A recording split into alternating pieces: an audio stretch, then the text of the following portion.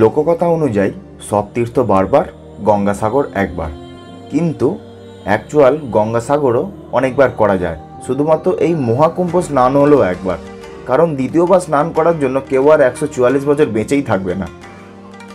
তাই এই মহাকুম্ভ দর্শন এবং স্নানের জন্য পৌঁছে গিয়েছিলাম প্রয়াগরাজে, যা এই ভিডিওতে আপনাদের দেখাবো। তো চলুন শুরু করা যাক।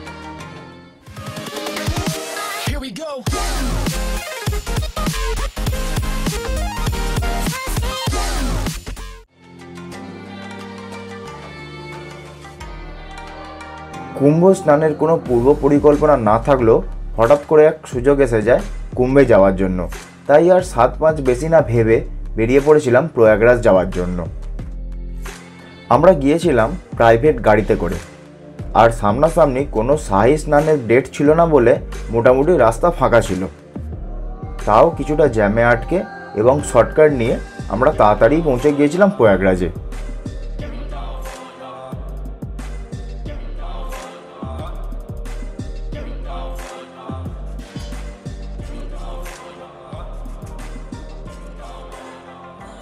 প্রয়াগরাজে আসার একমাত্রই লক্ষ্য ছিল স্নান করা। তাই এখানকার ঘাটগুলো একটু ঘুরে দেখে নিচ্ছিলাম যে কোন ঘাটে স্নান করলে সব থেকে সুবিধা হবে। এখানকার যে ঘাটগুলো আছে, ঘাটের সামনেও বহু লোক স্নান করছে, কিন্তু মেন সঙ্গমে যেতে গেলে এখান থেকে বোট ভাড়া করে সঙ্গমে যেতে হবে। তাই আমারও মেন টার্গেট ছিল ওই সঙ্গমে গিয়েই স্নান করা। তাই এখান থেকে যে বোটগুলো ভাড়া যাচ্ছে সেখান থেকেই শেয়ারিং করে পার হেড 1000 টাকা ভাড়া দিয়ে চলে গিয়েছিলাম সঙ্গমে।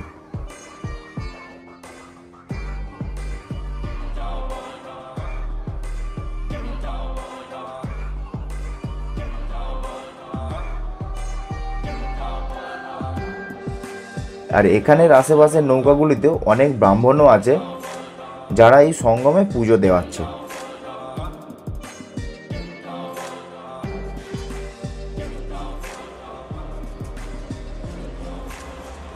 বহু মানুষ এখানের যে নর্মাল ঘাটগুলো আছে সেই ঘাটেতেই স্নান সেরে নিচ্ছিলেন, কিন্তু এই সঙ্গমে এসে স্নান করাটাই হলো মেন।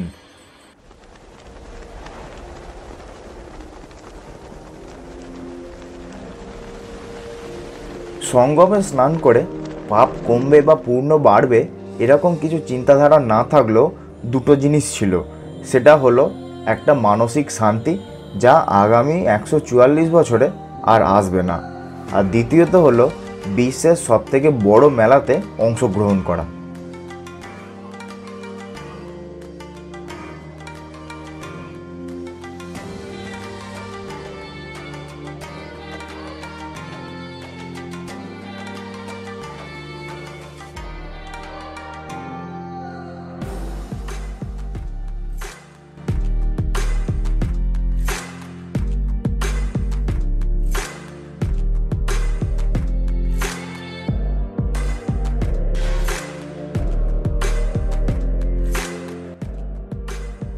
আমরা কুম্ভে গিয়েছিলাম শুধুমাত্র এই স্নান করার জন্যই। তাই আমরা নেক্সট দিনেই বেরিয়ে পড়েছিলাম বাড়ির উদ্দেশ্যে রওনা দেওয়ার জন্য। কিন্তু তার আগে এখানকার যে মন্দিরগুলি আছে সেইগুলো দেখে নিয়েছিলাম। প্রথমেই দেখে নিয়েছিলাম কেলাঘাটের কাছে অক্ষয় বট মন্দির।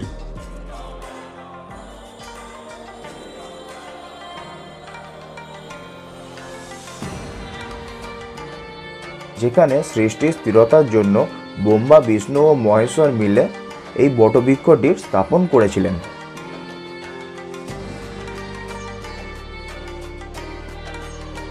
এবং বলা হয় থাকে যখন রাম, সীতা ও লক্ষ্মণ বনবাসে গিয়েছিলেন তখন এই বটবৃক্ষকে পুজো করে গিয়েছিলেন।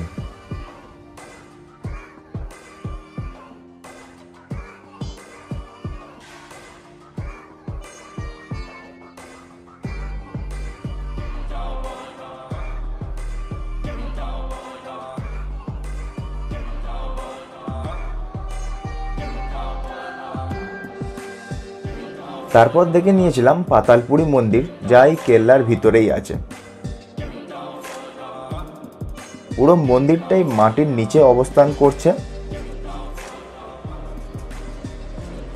আর এখানে প্রায় 40 থেকে 50 দেবদেবী ও ঋষিমণিদের মূর্তি আছে।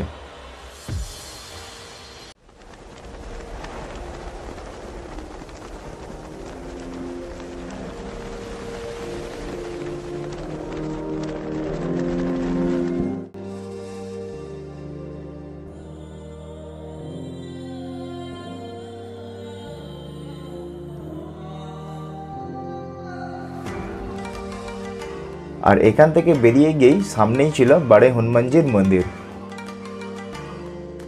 সব জায়গাতেই হনুমানজিকে দেখতে পাবেন দাঁড়িয়ে রয়েছে, কিন্তু ভারতের এই একমাত্র মন্দিরেই দেখতে পাবেন যেখানে হনুমানজির শায়িত অবস্থায় পূজিত হয়। ভারতের একমাত্র এই মন্দিরেতেই হনুমানজিকে শায়িত অবস্থায় পুজো করা হয়।